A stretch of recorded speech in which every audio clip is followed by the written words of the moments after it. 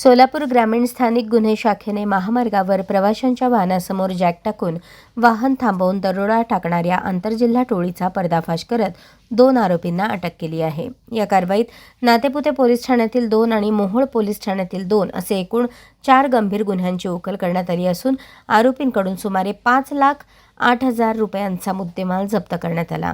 21 जून 2026 रोजी एक कुटुंब 4 चाकी वाहनातून फलटणकडे जात असताना नातेपुते बायपास जवळ अज्ञात व्यक्तीने त्यांच्या वाहनासमोर जॅक टाकला।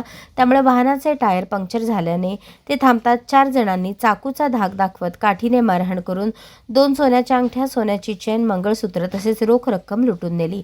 या प्रकरणी नातेपुते पोलीस ठाण्यात गुन्हा दाखल करण्यात आला आहे। गुन्ह्याचा तपास करण्यासाठी सोलापूर ग्रामीणचे पोलीस अधीक्षक अतुल कुलकर्णी यांनी स्थानिक गुन्हे शाखेला विशेष सूचना दिल्या होत्या। त्यानुसार पोलीस निरीक्षक संजय जगताप यांच्या मार्गदर्शनाखाली विशेष पथक तयार करण्यात आले।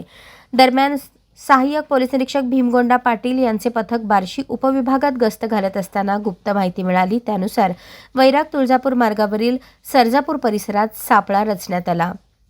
संशयित दुचाकीवरून येताच पोलिसांनी त्यांना थांबवण्याचा प्रयत्न केला, मात्र त्यांनी दुचाकी टाकून पळ काढण्याचा प्रयत्न केला।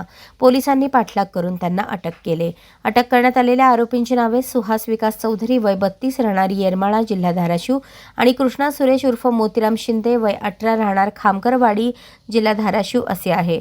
चौकशी दरम्यान दोघांनी नातेपुते येथील दरोड्यासह आणखी 3 चोरीचे गुन्हे केल्याची कबुली दिली। पोलिसांनी आरोपींकडून 32 ग्रॅम वजनाचे 4,78,000 रुपये किमतीचे सोन्याचे दागिने, 30,000 रुपये रोख रक्कम आणि गुन्ह्यात वापरलेली मोटरसायकल असा एकूण 5,08,000चा मुद्देमाल जप्त केला। या कारवाईमुळे नातेपुते पोलीस ठाण्यातील 2 आणि मोहोळ पोलीस ठाण्यातील 2 असे एकूण 4 गुन्हे उघडकीस आले।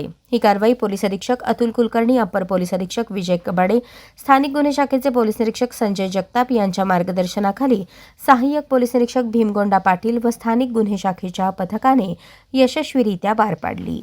अशाच नवनवीन अपडेटसाठी जनता राज्य न्यूज चॅनलला सबस्क्राईब करा, लाईक करा आणि शेअर करायला विसरू नका।